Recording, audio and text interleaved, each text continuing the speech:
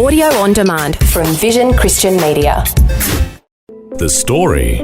She came down, I could see his little body was quite blue and cold, and I thought maybe he just stopped breathing. So I immediately began to do mouth-to-mouth resuscitation. My wife was calling the ambulance, and then eventually I kept on doing this until the ambulance came, and then they came and took him, and I was just in pyjamas, so I said, "You go," and so she left. G'day, I'm Jimmy Colfax. Welcome to The Story. Well, sadly, every few minutes a child dies somewhere in the world, and usually that means someone's heart will break and their mind will rage with unanswerable questions. Unfortunately, Jeff Poole and his wife have gone through such an experience, and we're so devastated that it contributed to the breakup of their marriage. However, I'm happy to say that they are now back together and a long way down the road to healing. Jeff has written about their experiences in his book, Kissing You Goodbye, A Father's Journey Through Grief. And today, he's sharing his story with Eric Scatterbo. Jeff Poole, welcome to the program. Thanks, Eric. It's great to be here with you. Glad to have you with us. And I should say that you're joining us from across the ditch over in New Zealand. Is that right? That's right. I'm just across the ocean and the sun's shining here, and it's great to be connected. Specifically, you're in New Plymouth. Is that right?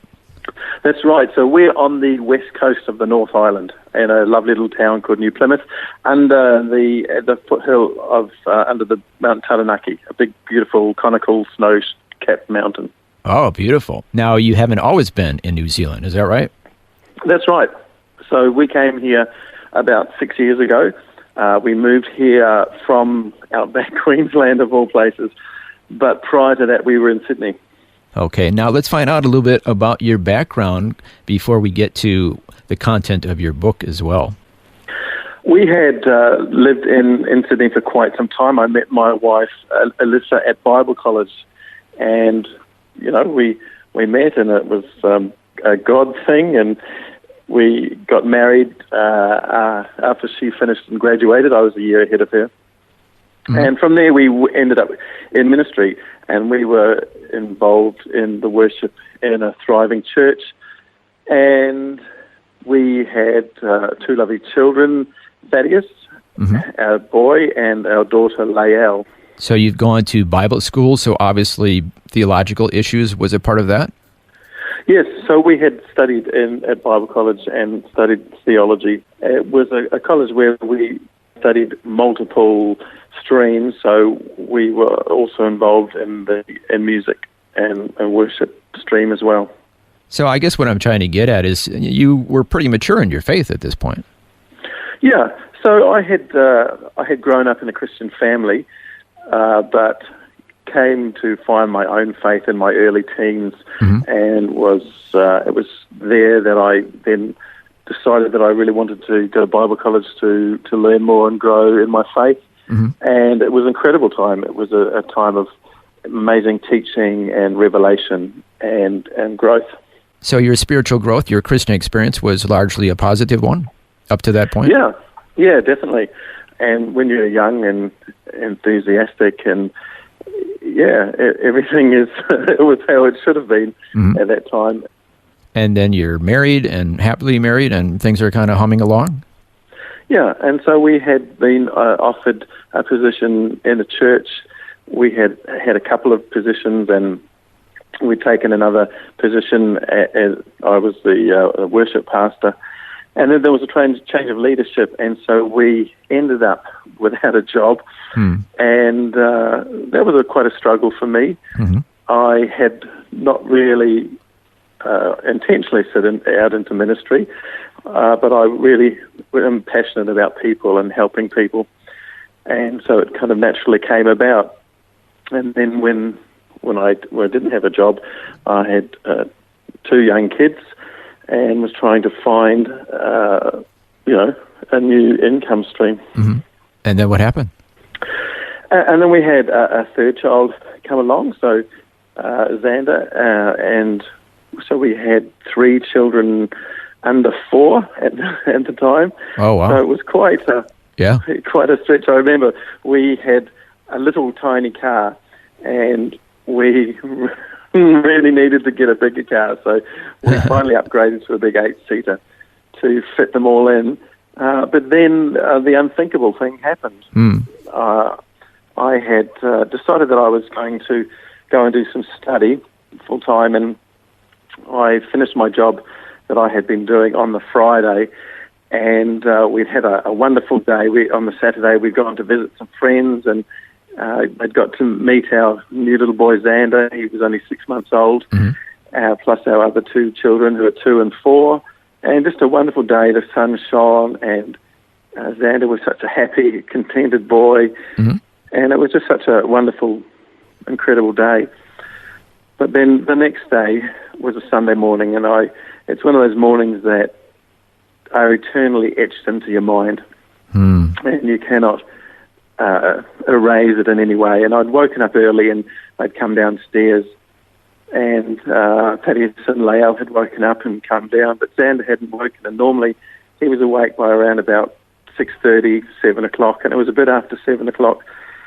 So my wife went up to get him, and I heard the sound, and I didn't recognize it at first. It was just so foreign to me, and it was this incredible, deep scream from Alyssa, and she came running down the stairs, and she was holding Xander kind of out from her body, with 2 hands, and she was screaming, "He's dead, he's dead."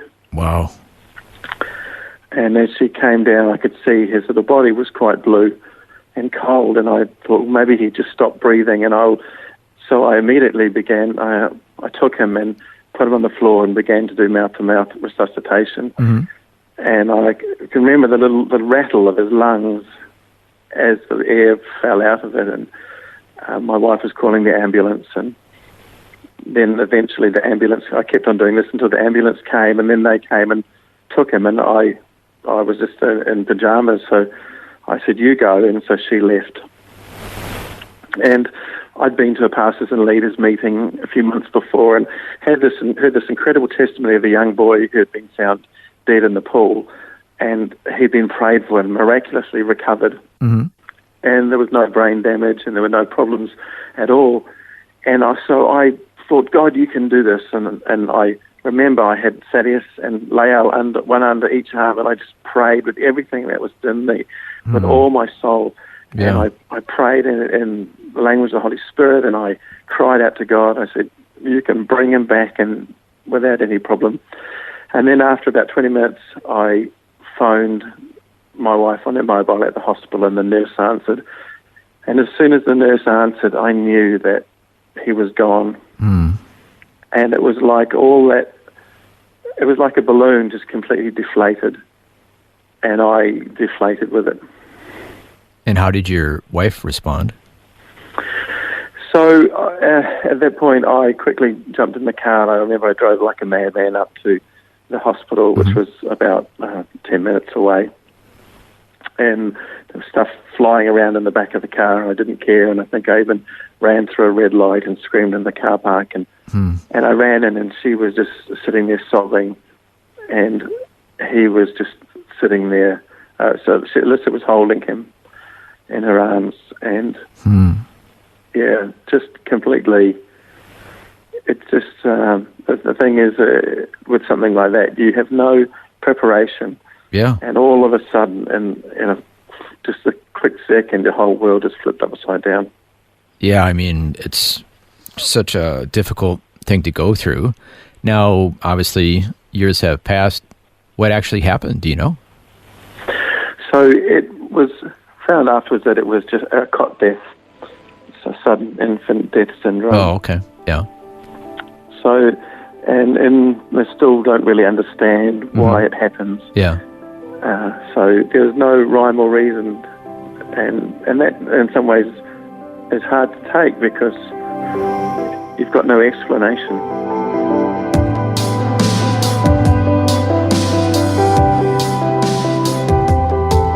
You're listening to The Story. Today, Eric Scatterbo is chatting with Jeff Poole, who has written a book about the death of his and his wife's child called Kissing You Goodbye, A Father's Journey Through Grief. Next, we'll hear more of their story and how this devastating loss contributed to the breakup of their marriage before they were finally reunited. That and more when we return. If this program has highlighted something you'd like prayer for, we'd love to pray for you. Call 1-800-PRAY-FOR-ME. That's 1-800-772-936. It's a free call. Or text 0401 132 888. Hi, I'm Jimmy Colfax, and this is The Story. We're continuing with Eric Scatterbo chatting with author Jeff Poole. His book is called Kissing You Goodbye, A Father's Journey Through Grief. He's joining us today from New Plymouth on the west coast of New Zealand. Before the break, we heard how tragically he and his wife went through the experience of their baby dying at 6 months old from sudden infant death syndrome. Now we'll find out what happened next in their lives. At the time, I remember just getting down on my knees in front of my wife and taking her hands, and we prayed. And I said, God, you've taken our son from us, but no matter what, we will worship you, and we will not stop worshipping you. And so there, in the hospital, in that little room, it was just like everything just kind of closed in on us, and Alyssa was just holding his dead little body, and and then you're still in a state of shock. It's quite surreal. Yeah, it just devastates you. Your mind must have been numb at that point. But unfortunately, as we heard in the introduction, this happens like every few minutes a child dies somewhere in the world. So this is unfortunately a very common thing that parents go through from time to time. But it doesn't make it any easier. No, it doesn't. And there are various reasons that children die or that anyone dies around the world. It can be malnutrition or all sorts of other things. But there's nothing that prepares you for it. And they say it's one of the hardest griefs to deal with. Yeah. Because it's so senseless, and there's such a sense of waste and a whole lifetime ahead of your child that's been taken. And we also heard in the introduction that when a child dies, the parent's heart will break and their mind will rage with unanswerable questions. Can you unpack that a bit for us? Yeah, sure. So coming out of the hospital, I remember Alyssa could barely walk and she barely put one foot in front of the other. And I had to really help her out to actually get out of the hospital. And as we walked out of the hospital, there was such this horrible sense of finality. And we were walking away from the hospital, leaving our son there. I remember I held him for a little bit before we left, and then I put him down because I'd never held a dead body before. I didn't know, and I didn't want to. A part of me was afraid of that, and I put him down, and I remember as I walked out, I wanted to race back in and hold him again to say goodbye, and I hold him for one last time. But that moment was gone, and we walked out, and I was trying to be strong for my wife, and so I was trying to help her because she really was quite completely incapacitated. And we had to head home, and we weren't able to go back into the house. The police had to come and do checks, and then eventually they did. And we came back into the home, and everything's there. His clothes, his bed, his nappies, everything that was part of your life with him, and it's all there. And you're looking at it, and your whole daily routine, has turned upside down. You're looking after a baby, and then all of a sudden you're not. Yeah. And so there's this huge void that's just in your life, and to grief is a journey, and for everyone it's a different journey, and it takes different times and different measures. But there's this part of the journey where you start to ask questions, and what if I'd done that? Why did this happen? Why did it happen to me? Was it something that I did? Was it something that we did? And your mind does begin to rage, and there are no questions, and no answers to some of these questions. Yeah, I mean, you won't know until eternity when you're reunited and everything. Yeah. And I remember Alyssa going through a whole series of questions, like, had I had I dressed him in something different, or he'd rolled over onto his stomach, and had that, if something else had happened, if we'd actually checked him earlier, would it have been a different story? But you can't do that to yourself. Yeah. But we do. Oh, it's only natural. You're constantly wondering. Yeah. And as time went by, how did this impact your relationship and your life in general? So people deal with grief in different ways, and my wife began her grief journey. For me, I had enrolled to start studying, and so we had his funeral on the Friday, and on the Monday I fronted up to start my study, and I studied full time. And in a way, I didn't Wait, the Monday right after? After his funeral, yeah. So he died we found him on the Sunday morning. We had his funeral on the Friday. We had to wait till kind of the end of the week to get some things lined up to have his funeral. And then the following Monday, I started studying.